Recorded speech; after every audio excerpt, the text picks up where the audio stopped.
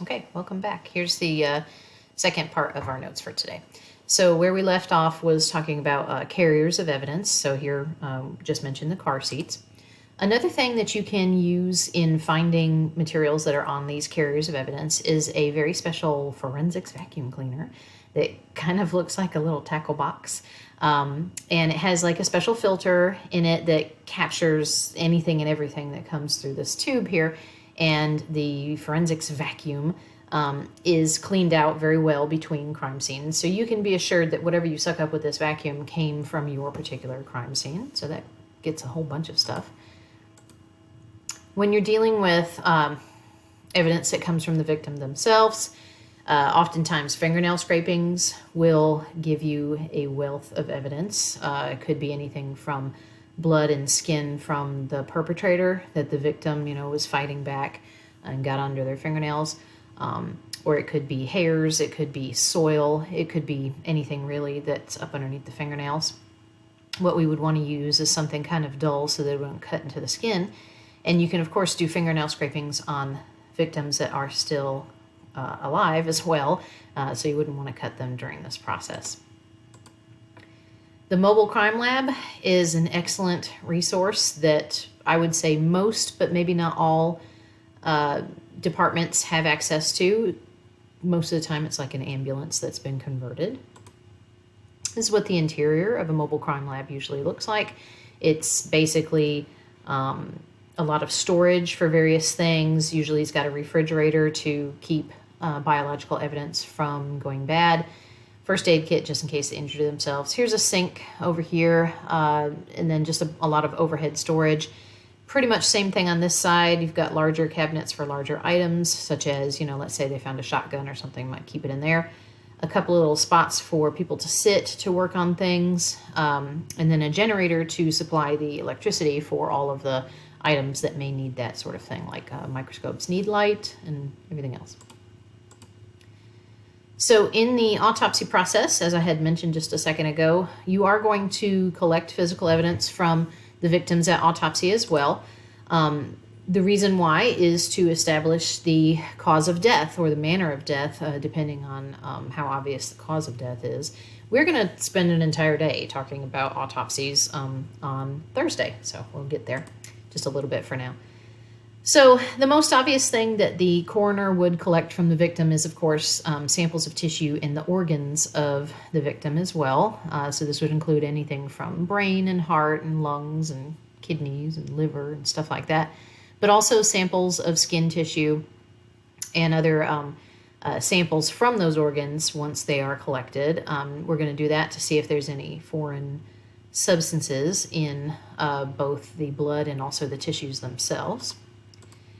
Additionally, aside from those obvious items, you're going to be looking to collect the clothing from the victim. It's usually cut straight off of the body, the fingernail scrapings, like we mentioned before, a sampling of head and pubic hairs, and generally it's a pretty good sample that they take from both areas of the body where there's often commingling with other hairs that may need to be compared.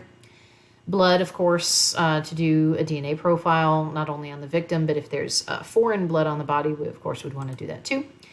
We're going to take swabs of all the various areas, openings of the body. We're going to take any bullets that we find in the body out. Sometimes when you have a victim that is still alive and yet they have bullets that are, lodged in various areas of their body, sometimes you can't take those bullets out because it would actually cause more medical issues than it would to just leave them in. So sometimes that's a tricky situation. But of course, we're talking about at autopsy, so our victims are dead. And then the hand swabs from a shooting victim. So let me explain why this would be necessary. Let's take a look at this fired handgun. So here we see a person's left hand holding a handgun and shooting it. And when you shoot a gun, this material called GSR or gunshot residue comes out of not only the barrel, like with the bullet, but it also kind of comes out of pretty much any other small opening on the gun.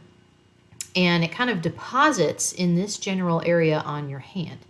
So looking at the hand in more detail, it's sort of the thumb web area, the thumb itself, the right or the index finger right here on this left hand, because this is a left-handed person. And then down towards the back of the side of your hand into what we would call the wrist area. And, you know, if the person is wearing a long sleeve shirt, it may kind of stop there. Could go a little bit further if they're not wearing a long sleeve shirt. The reason that we would want to look at exactly whether or not a shooting victim has GSR is because, you know, if we're suspecting that it's a suicide and then there's no GSR on the hands of the victim, that probably tells you it's not a suicide and is actually a homicide, and that gun was planted on the victim to make it look like a suicide. Okay. Now, once you buried the body, getting these items is pretty much impossible or extremely difficult. Okay. So exhuming a body is something that does not happen very often. Only in extreme circumstances will they exhume bodies to try to find forensic material that, you know, probably should have been collected in the first place. But sometimes, you know, cases take a totally different direction that they were not suspecting them to go in. So sometimes you have to bury, or you have to dig up the body, and that's called exhumation. So that's what's going on here in this picture. You can see where they're getting down in there to pull it out. All right, 2 items of evidence that might only be detected through close examination with a microscope. These are your tiny things. So this could be blood, hair, fibers, or any number of other items that you could list that are very tiny. What sort of object should be used to collect evidence from under a victim's fingernails? That's, of course, going to be either like a toothpick or some other blunt object to sort of just kind of scrape up underneath there. Why is it important to collect evidence from the body as soon as it comes in for autopsy? Well, because evidence disappears over time. It decomposes. It can be destroyed through the actions of others or just simply time itself. So it's really important to collect everything as soon as the body comes in for autopsy.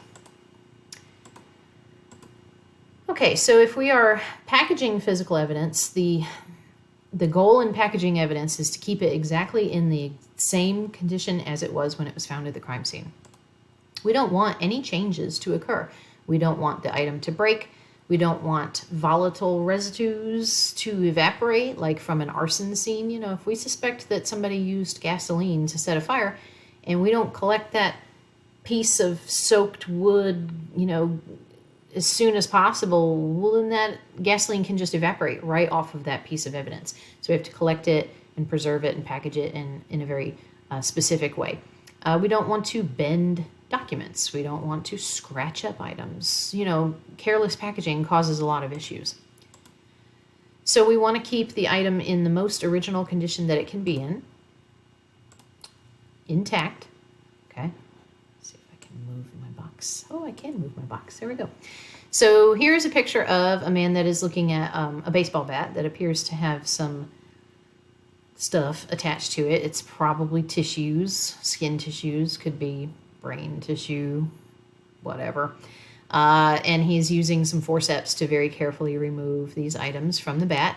Why weren't they scraped off from the bat at the crime scene? Well, that would not be following procedure. Procedure says carriers should have their evidence still attached to them when they come into the lab. So although it may not be pleasant to transport a bat with all of this lovely material on it, that's exactly what does happen, so that when they get back to the lab, they can not only look at the evidence itself, but also the disposition of it in order to tell like where exactly it was on the bat. So anything like blood, hair, soil, fibers, whatever, should be kept on the carrier at all times. If it's a very large structure, let's say, you know, a piece of a wall or a door or something like that, you know, if it's really stuck on there good and you just can't take that item with you, then you can scrape it off at that point. You would want to use tweezers and be very, very careful that you don't damage the item in the removal process. If you have a blood stain, you want to kind of swab it to a moistened like little piece of cloth.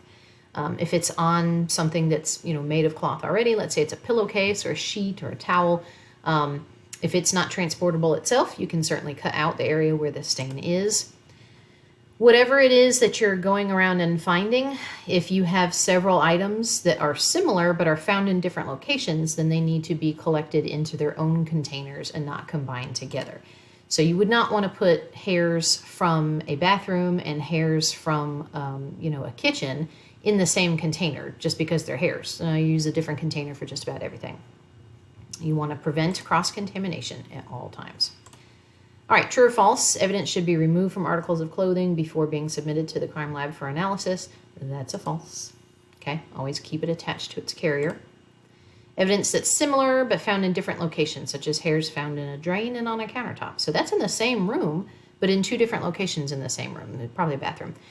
Should be placed in the same container. Again, nope, that's false. Use different containers so that you can label those locations separately. And that is it, guys. That is it. So we are going to, one moment, let me go back to Canvas. We're going to go to the fun sheet now. Let me show you what this looks like. So on Canvas, it will look like this. If you have a printer, you're going to just sort of print this out and fill it in, take a picture. If you don't have a printer, there will be a digital version of this available to you on Tuesday. I'm going to try to get it done tonight, Monday night, and then post it for you tomorrow in the morning. So just don't worry. Whatever it is that you can do, that's what you should do. Also want to point out that today we have covered number 15 and 16 on your vocab list. Where's that list? Right here. Okay, so this is the due date, the 2nd of February, so you still have some time. Don't worry about it. But this is the list itself right here. And if this highlighting bothers you, you can just take this off, right? So, oops, hold on just a moment. Enable editing. So if this highlighting is bothering you, you can just take it all off, hit no color, right? And then you can see. So 15 and 16 were simply just search patterns in mobile crime lab, so that shouldn't be any big deal, just 2 words for today. Okay, so let me go back. All right, well, I hope these notes have helped you. And don't forget to do your fun sheet. Please submit that today if possible. I don't really count it as late when we're in this weird situation.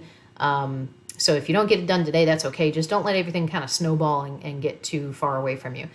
If you have any questions, I will be available for you in the last half an hour of your class period every day today. So please log on at that time. And hopefully everything has gone well for you so far. I know this is a weird situation, but please reach out to me if you need any help. I'm always available through email, or you can email me through Canvas. Just let me know. All right, bye guys. Have a good day.